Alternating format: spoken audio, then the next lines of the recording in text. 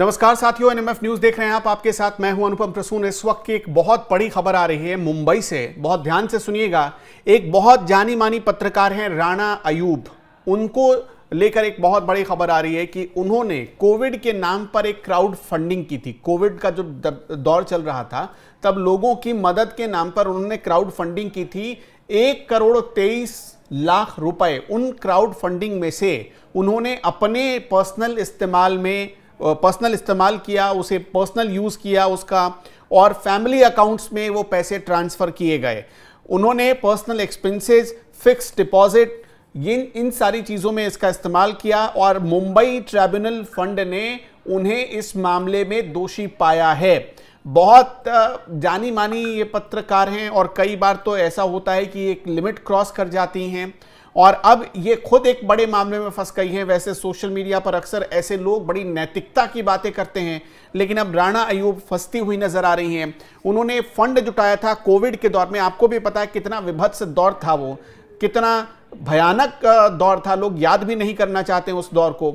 उस दौर में उन्होंने लोगों की मदद के नाम पर 1 करोड़ जो फंड जुटाए थे, उन फंड्स में से 1,23,00,000 रुपए अपने पर्सनल एक्सपेंसेस, अपने फिक्स डिपॉजिट के लिए इस्तेमाल किए और इस पर उनके खिलाफ केस दर्ज हुआ था। मामला चल रहा था मुंबई ट्राइब्यूनल में और मुंबई ट्राइब्यूनल ने उन्हें ये दोषी माना है। इस मामले में दोषी माना है। मेरे सहयोगी पंकज मेरे साथ जुड़ रहे हैं, वो ज्यादा जानकारी आपको देंगे।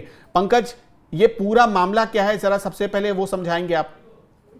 ये क्या है कि एक शिकायतकर्ता ने सबसे पहले मुंबई की एक अदालत में याचिका लगाई थी कि कोविड के दौरान जो क्राउड फंडिंग के जरिए जो पैसे जुटाए गए, राणा अयूब ने उन पैसों में से कुछ पैसों का पर्सनल यूज किया है और मुंबई की अदालत ने इस पूरे मामले की जांच सौंपी थी इनकम टैक्स डिपार्टमेंट को।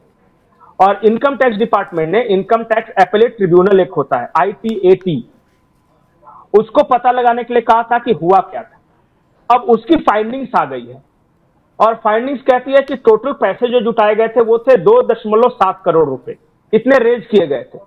2.7 करोड़ में से 1.23 करोड़ रुपए राणा अयूब ने अपने लिए खर्च कर दिया, अपने पर्सनल के लिए यूज के लिए, और बाकी के जो पैसे थे उसको कोविड विक्टिम्स को लेकर किया गया। मतलब आधे से ज्यादा पैसे राणा अयूब ने सिर्फ अपने व्यक्तिगत स्वार्थ के लिए खर्च किए। उसमें इनके ट्रेवल अलाउंस थे, इनके खाने का था, इनके होटल का बिल था और बाद में कई इन्होंने पैसे अपने पास रख भी लिए। ये आरोप है और ये जांच में साबित हुआ है। देखिए, ये आरोप नहीं, इनकम टैक्स एपेलेट ट्रिब्यूनल की जांच में ये साबित हुआ। और जो इनकम टैक्स का सेक्शन 56(2)(10 और इनकम टैक्स एक्ट 1961 के तहत ये बेलेबल ऑफेंस है। मतलब कि बेल तो मिल जाएगा लेकिन इनको आके पहले सरेंडर करना होगा। अच्छा, इस पूरे मामले में लोग अब ये सवाल उठा रहे हैं कि इतना बड़ा घपला हो गया, लोगों के इमोशन के साथ आपने खेला, लोगों की तकलीफें बेचकर आपने मार्केट से पैसे उठाए और उसका जिस चीज के लिए पैसे उठाए उसका इस्तेमाल नहीं किया, उस जगह पर नहीं गया पैसा। ये एक ऐसी चीज है जैसे आप किसी के साथ धोखाधड़ी कर रहे हैं, लेकिन अभी तक इस पूरे मामले में एक FIR तक नहीं हुई। नहीं, तो ये पहली बार थोड़ी ना FIR नहीं हुई, लेकिन याचिका तो लगाया। सबसे बड़ी बात ये पहली बार थोड़ी, एक फ्लड रिलीफ में इन्होंने जमा किया था 80.5 लाख, वहां भी ये शिकायत आई थी। और इनका ग्रुप जो है इस तरह के लोगों का, अभी एक तीस्ता सी तलवार थी और उनपे भी इस तरह के आरोप लगे थे कि उन्होंने गुजरात दंगे को लेकर जो पैसे कलेक्ट किए थे माइनॉरिटीज से और फिर उन पैसों में से बहुत पैसों का इधर उधर घपला किया था। बहुत तरह के इस तरह आरोप लगते रहे और ये सब हाई प्रोफाइल इकोसिस्टम जो होता है ना, वो लेफ्ट लिबरल इकोसिस्टम, उसके ये हिस्से रहे हैं। इन पे आज से पहले कोई सवाल भी नहीं उठाता। देखिए, क्या है कि राणा अयूब जब कुछ लिखती हैं या किसी के बारे में बोलती हैं या कुछ भी बोलती हैं तो देश के लोग सुनते हैं। बड़ी गंभीर पत्रकार, अंतरराष्ट्रीय पत्रिकाओं में, अखबारों में लिखती है, वाशिंगटन पोस्ट में ये रेगुलर कॉलमनिस्ट है। मैं भी खुद उनको बड़ी गंभीर मानता हूं, लेकिन ऐसा सुनकर मुझे भी थोड़ी हैरानी हुई कि क्या एक पत्रकार जिसे बड़ा जिम्मेदार माना जाता है इस देश में, वो ऐसा कर सकता है। नहीं, ये आप समझिए कि ये पहली बार नहीं, मैं बार बार बोलता हूं कि ये कमाई का जरिया इनको जब तक पता नहीं रहेगा ना इनका, ये फॉरेन में इतना लैविश लाइफस्टाइल वगैरह कहां से आ रहा है और लड़ाई तो गरीबों के लिए करती हैं। मुझे एक बात नहीं समझ में आता अनुपम, कि इस देश में जो भी गरीबों के लिए लड़ता है वो खुद अमीर कैसे हो जाता है? इस सवाल का जवाब मुझे आज तक नहीं मिला। जितने लोग गरीबों के लिए लड़ते हैं सब के सब करोड़पति हो गए और गरीब गरीब ही रह जाते हैं। ये लफड़ा क्या है? ये पंगा क्या है? ये इस सवाल का जवाब अगर दर्शकों में से किसी के पास है तो मुझे बताएं। मैं जितने लोगों को देखता हूं, योगेंद्र यादव पे भी कई तरह के आरोप लगे थे, तीस्ता से तलवार हो गई, राणा अयूब हो गई, एक और आरफा खानम शेरवानी हो गई, बहुत तरह के। वो जो अभी न्यूज क्लिक वाला जो मालिक था, पुरकस क्या नाम था उसका, वो भी देखिए सब करोड़पति अरबपति सब विदेश में रह रहे हैं और सब भारत के गरीबों के लिए लड़ रहे हैं। और पता चला जो गरीबों के लिए नहीं लड़ रहे होते, जो शोषक होते हैं, वो गांव में खेती कर रहा होता है। ये चक्कर क्या है? मुझे नहीं समझ में आया। अगर कोई समझा सके तो समझा दे। और मैं बताऊं, मैं बार बार इस बात को बोलता हूं कि इन लोग गरीबी की मार्केटिंग करते हैं, गरीबों के लिए लड़ते नहीं हैं और गरीबों की मार्केटिंग कर करके ये पैसे जुटाते हैं।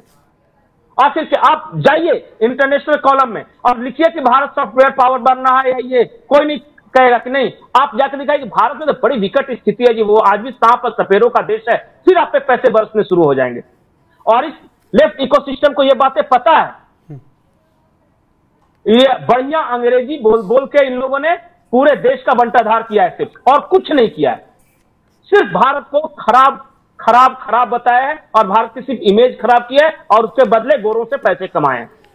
और इसी इकोसिस्टम को हम लेफ्ट लिबरल इकोसिस्टम कहते हैं और वहां से पैसे लाके यहां के लोगों को आंदोलन के लिए बहकाया है।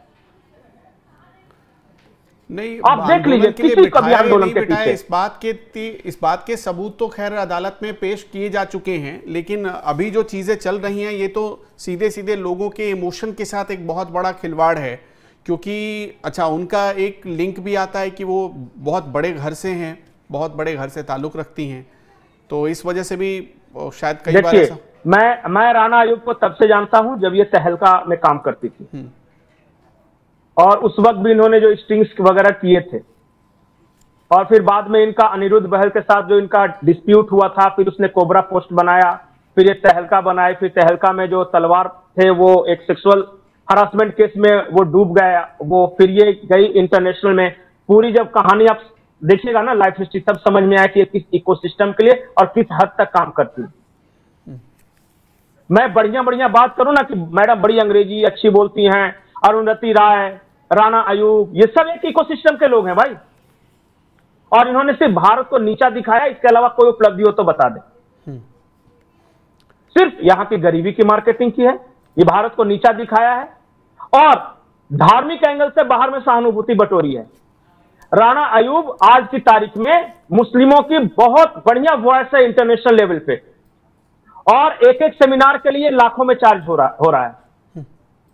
पता चला गाजा के बच्चे मर रहे हैं और गाजा के नाम पे सेमिनार करके करोड़ों कमाए जा रहे हैं। चलिए पंकज जी, बहुत बहुत शुक्रिया। तो अभी कुल मिलाकर ऐसा लग रहा है कि राणा अयूब इस पूरे मामले में बहुत बुरी तरीके से फंस गई हैं, क्योंकि जो जांच हुई थी उस जांच में इस बात के पूरे सबूत मिले हैं कि कोविड रिलीफ के नाम पर जो फंड जुटाया गया था, जो क्राउड फंडिंग की गई थी, उसका इस्तेमाल एक पर्सनल यूज के लिए हुआ था और राणा अयूब ने किया है, ये साबित हो गई। अब ट्राइब्यूनल ने ये फैसला दिया है। अब इस पूरे मामले में क्या होता है आगे, क्या एक्शन होता है? हाँ, इस मामले में इनकम टैक्स से सेक्शन 131 के तहत उन्हें ये जवाब देने के लिए कहा गया था और उनको कहा था कि आप पर्सनल अपीयर होकर भी जवाब दे सकते हैं, लेकिन आज तक वो नहीं आई है। ये महत्वपूर्ण है, वो जवाब देने नहीं आ रही है इनकम टैक्स डिपार्टमेंट और बाहर से बैठे बैठे लिख रही है कि मोदी सरकार देखिए मेरे से डर गई तो ये कर दिया, तो मुझे मेरे पीछे एजेंसी लगा दिया, यही सब करते हैं ये सब नाटक।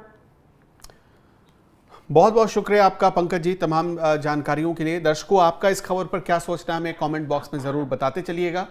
नमस्कार।